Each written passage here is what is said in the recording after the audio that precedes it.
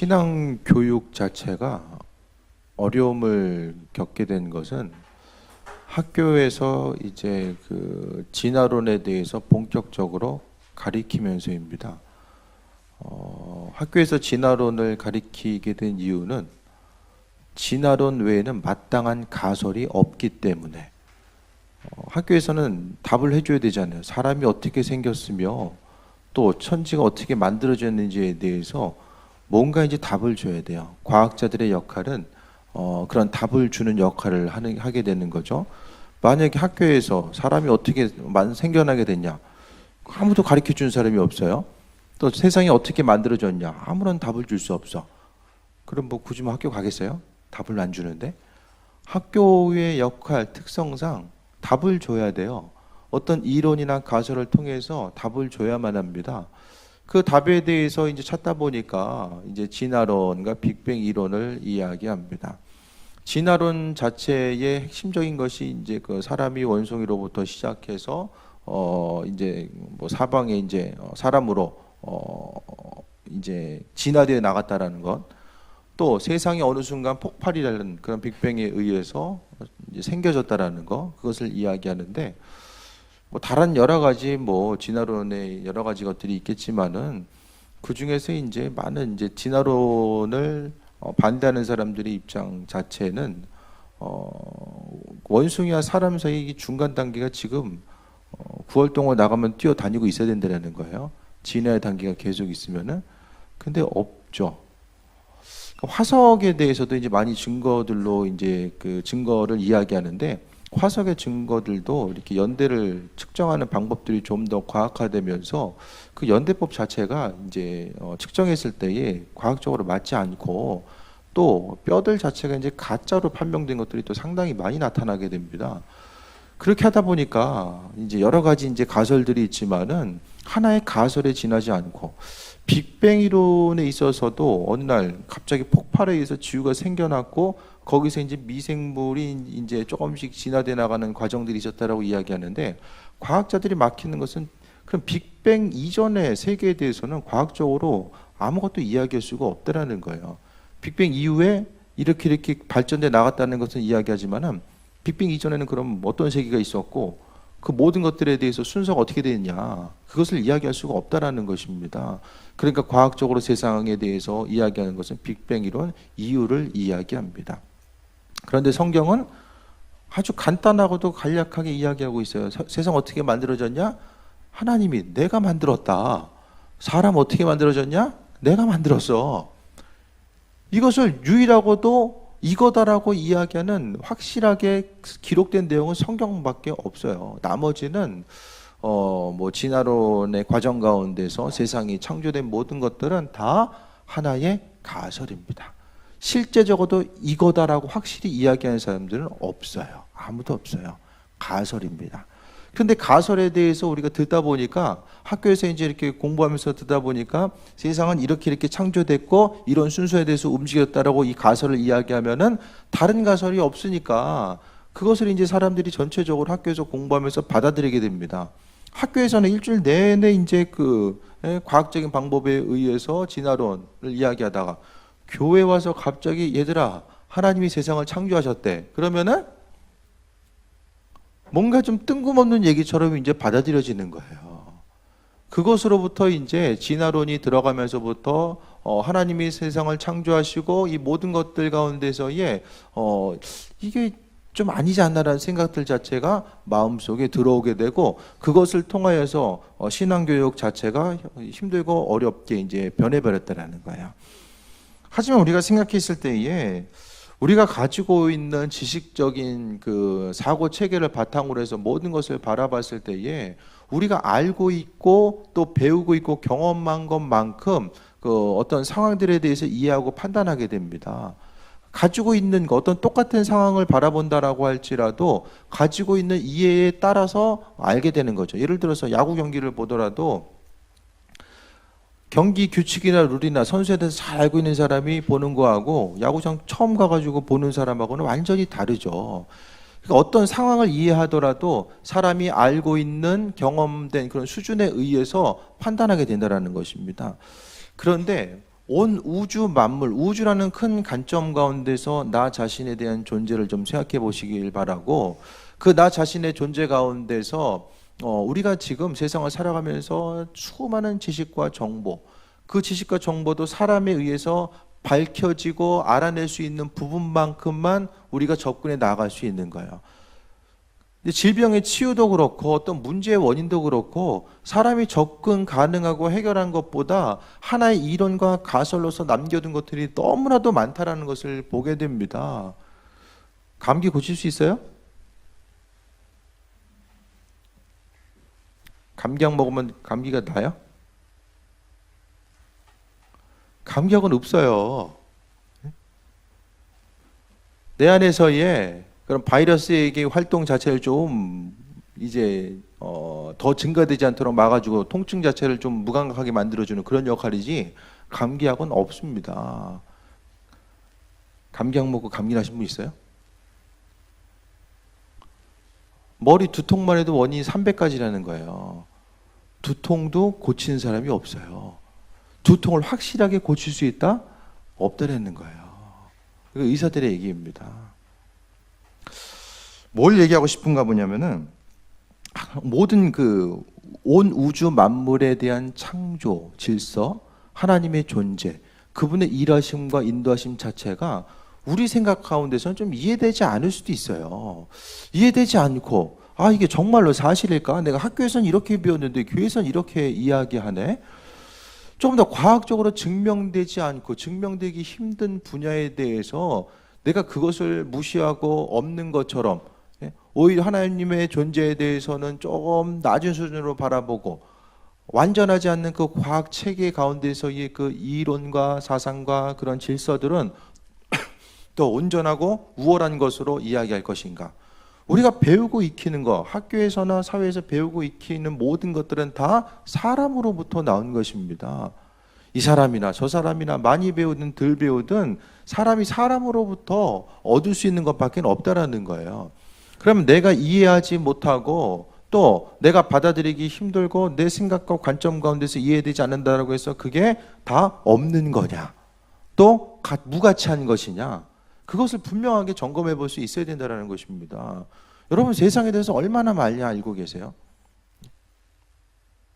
내가 지금 알고 있는 거, 세상이 창조되고 또 우리 한 사람 한 사람이 살아온 과정 가운데서 사람이 어떤 진화의 과정을 겪고 나아가는 이 과정, 그것을 이야기한다고 했을 때 그 부분에 대해서 얼마나 내가 확신을 가지고 나아갈 수 있는가.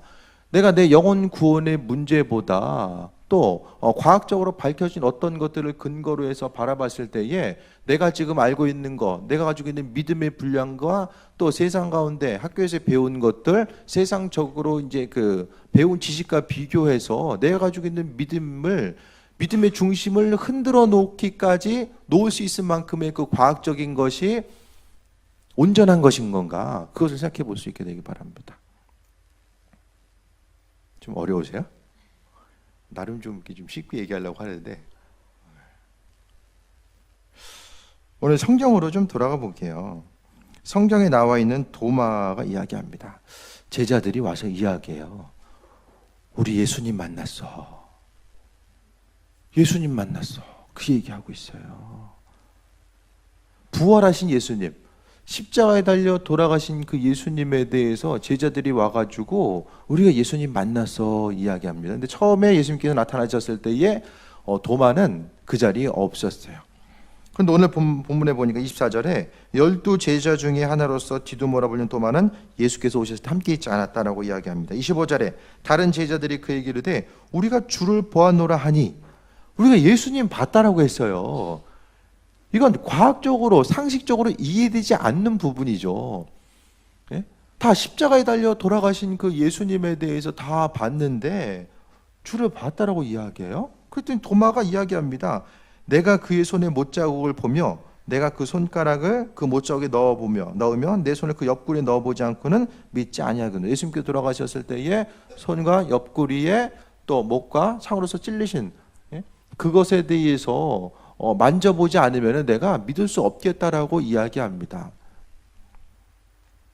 그 우리 상식 수준에서 봤을 때에, 신앙의 영역이 아니라 상식 수준에 봤을 때에 도마 얘기가 맞아요. 네? 우리가 가지고 있는 이성적인 방법의 근거로 해서 보게 되면 도마 얘기가 맞죠. 죽은 사람 봤다는데 이게 제정신이에요? 아니잖아요. 그 도마의 태도 자체는 이게 우리 모두의 태도죠. 내가 죽은 사람 나타났다 그러면 여러분 어떻겠어요 지금? 직접 봐야죠. 내가 봐야 믿는 거. 보는 것뿐만 아니라 도마는 내가 만져봐야 되겠다. 만지는 것뿐만 아니라 내가 지금 알고 있는 예수님께서 십자가의 사건 가운데 고난당하시고 피 흘리신 그 상처를 내가 만져봐야 되겠다. 이것은 도마가 할 수 있는 최대한의 이성적인 방법과 행동 자체를 이 제자들에게 이야기한 거예요. 우리도 그러면 믿을 수 있겠잖아요. 예수님께서 이 시간 나타나셔서 눈에 보여.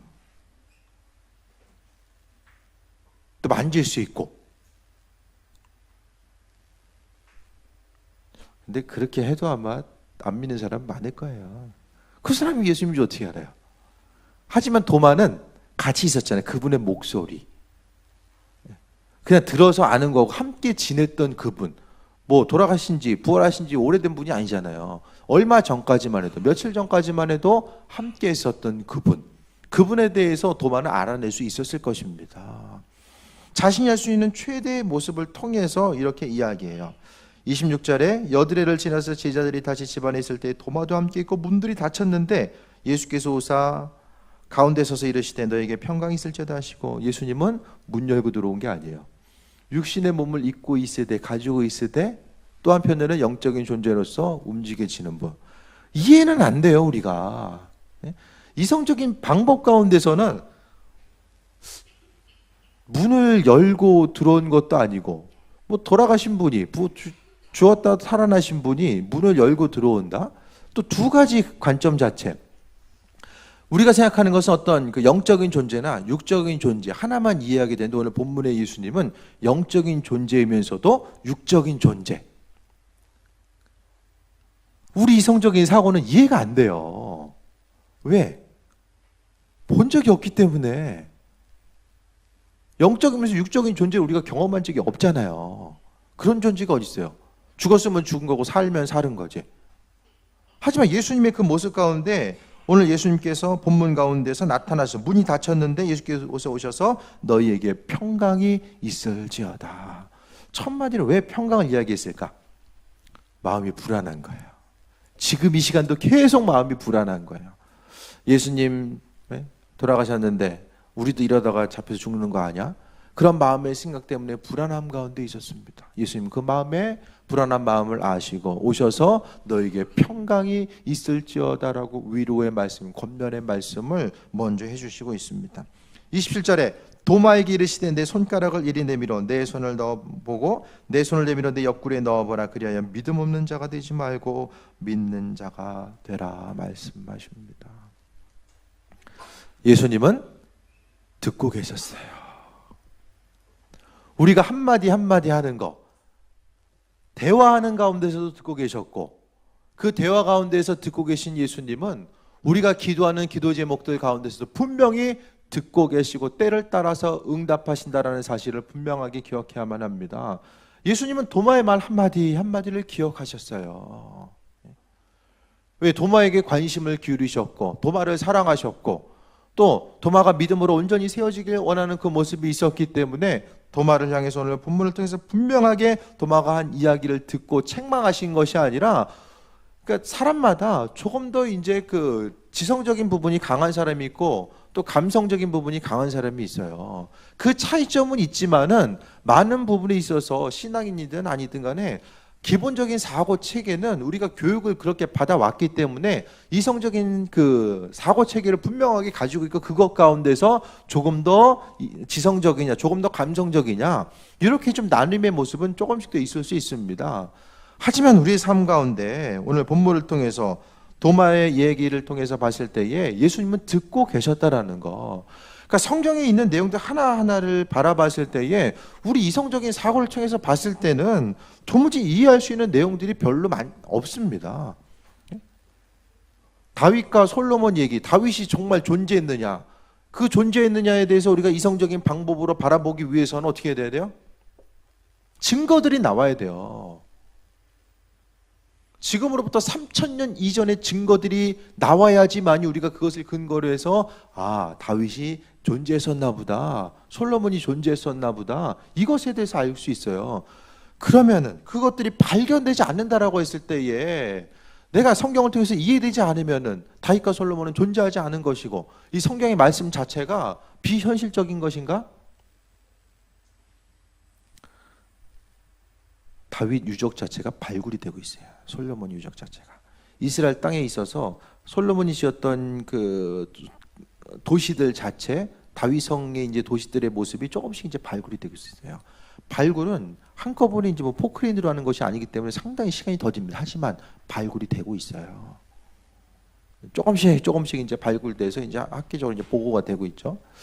그 모든 것을 생각했을 때에 우리가 지금 알고 있는 거, 우리가 배우고 있는 거, 그것보다 훨씬 더 하나님의 일하심에 대해서 우리가 이해되지 않을 수 있어요. 하나님 왜 그러시지? 왜 그렇게 일하시지?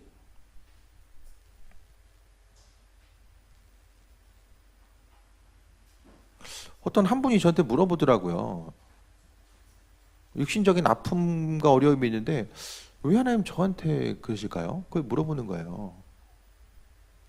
여러분에게 심각한 질병이 있어요. 그럴 때 그렇지, 저 사람들 내가 똑같이 신앙생활 하면서도 저 사람은 건강한데 하나님 왜 나한테 그러실까?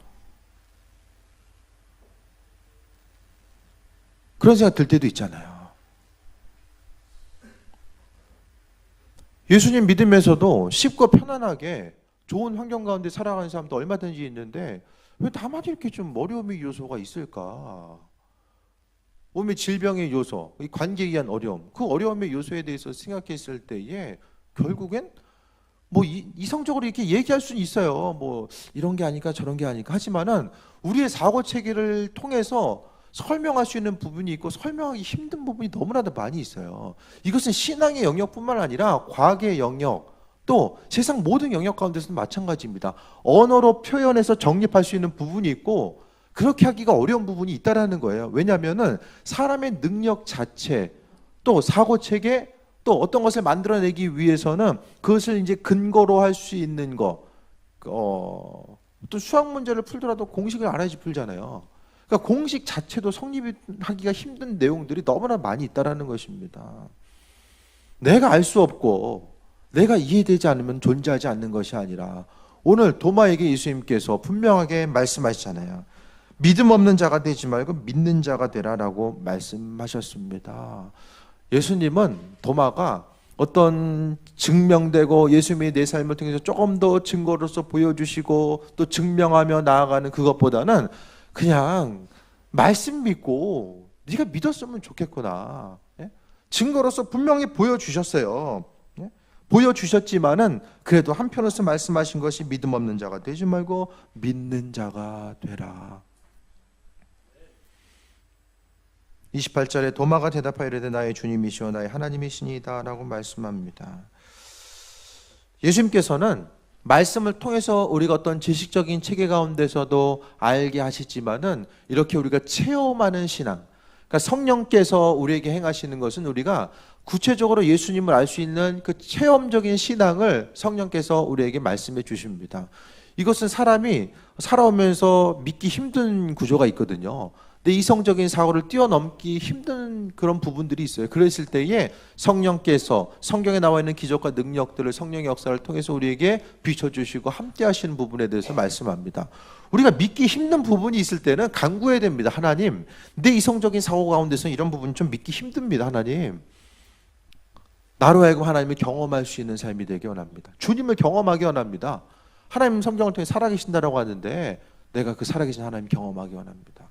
최소한 그 부분에 있어서는 마음의 중심을 두고 거기까지는 기도하는 마음이 있어져야 됩니다. 29절에 예수께서 이르시되 너는 나를 본고로 믿느냐?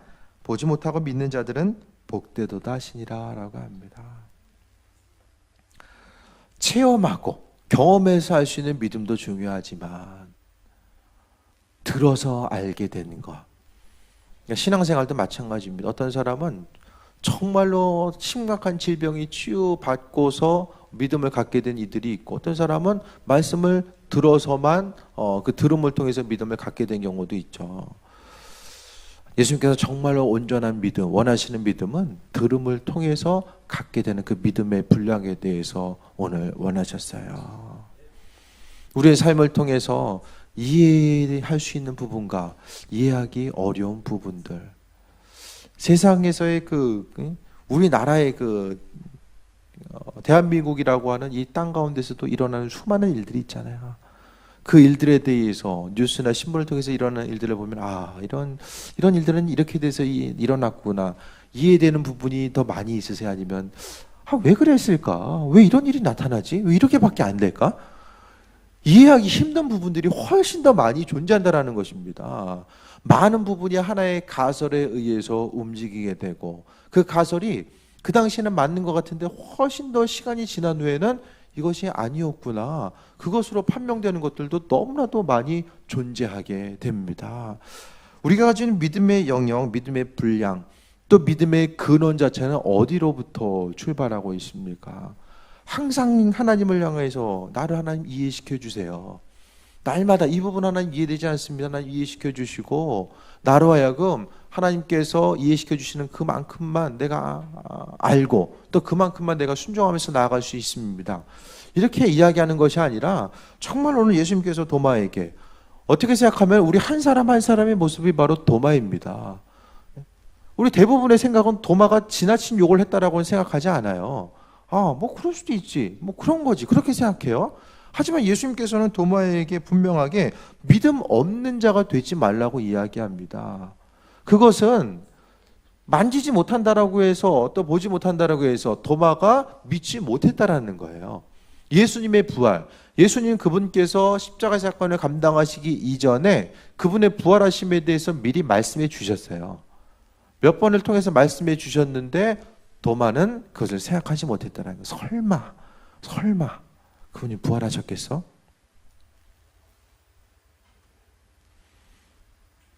믿음이 없었습니다.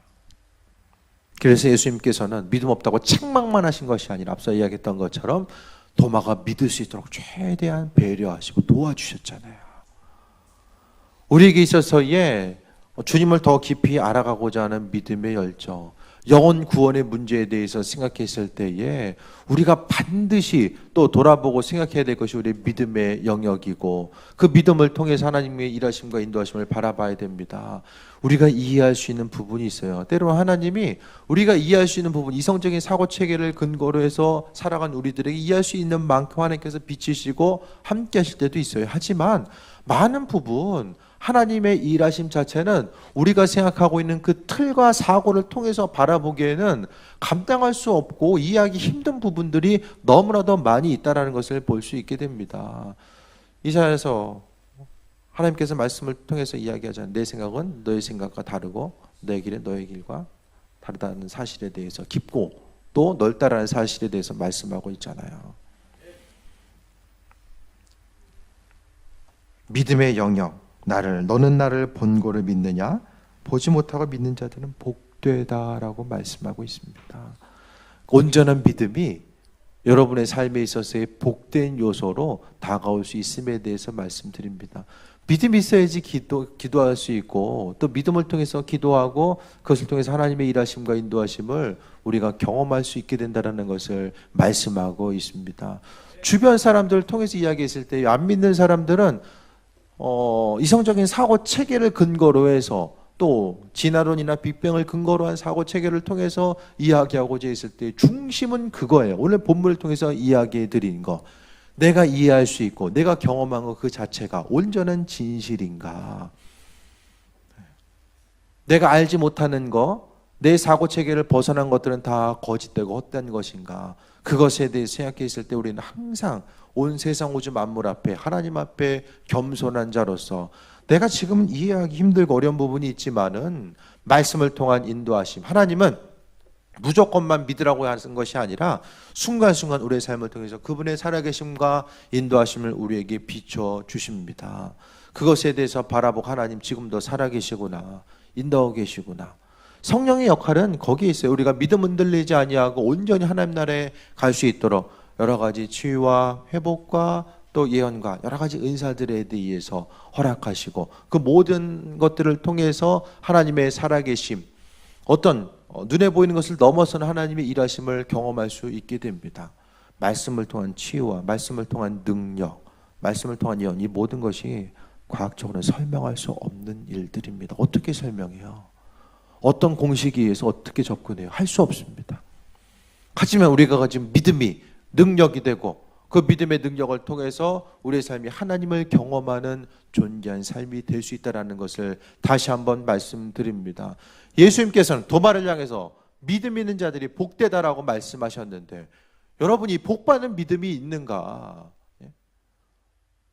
우리의 삶을 통해서 복받는 그 온전한 믿음 자체가 내 삶 가운데 존재하는가? 그것에 대해서 생각해 볼 수 있게 되길 바랍니다. 천국과 지옥에 대해서 이야기하고 영혼 구원에 대해서 이야기했을 때 아유 뭐 그냥 이렇게 살다 지옥 가면 되지. 지옥을 안 가봤으니까 그런 얘기하는 거잖아요. 그들의 이야기대로 그냥 천국과 지옥이 없으면은 그냥 그렇게 한 세상 살다 그냥 마무리된다라고 해요. 하지만 있으면 어떻게 돼요? 있으면 천국과 지옥에 대해서 100% 없다라고 어떻게 확신하며 살아갈 수 있는가?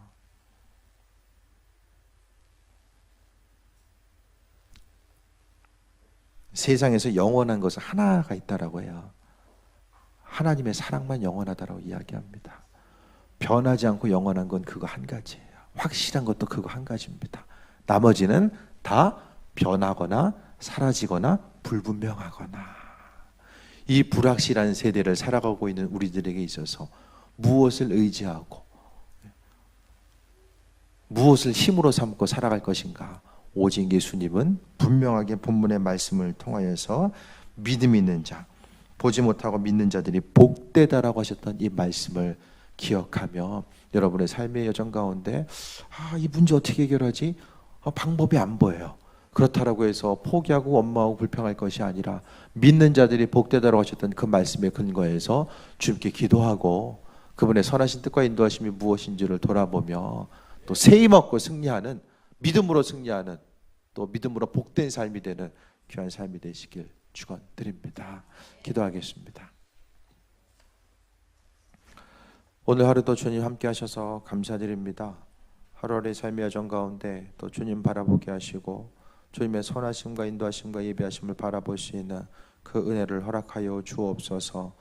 모든 것들 가운데 주님 장중 안에 보호하시고 인도하여 주시며 하나님의 사랑 가운데 세임없고 나아가게 하시며 믿음 허락하셔서 그 온전한 믿음이 주님을 기쁘시게 드리며 우리의 삶 또한 역시 복된 삶이 될 수 있도록 인도하여 주옵소서.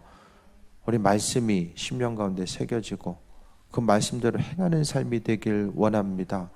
아버지 하나님, 때로는 세상에 이해되지 않는 일들이 있다라고 할지라도 하나님의 일하심과 인도하심 자체가 잘 이해되지 않는다라고 할지라도 하나님은 선하시며 그 선하신 하나님이 나를 사랑하신다는 그것에 근거해서 믿음으로 또 세임없고 나아갈 수 있는 은혜를 허락하여 주옵소서. 예수님의 이름으로 기도했사옵나이다. 아멘.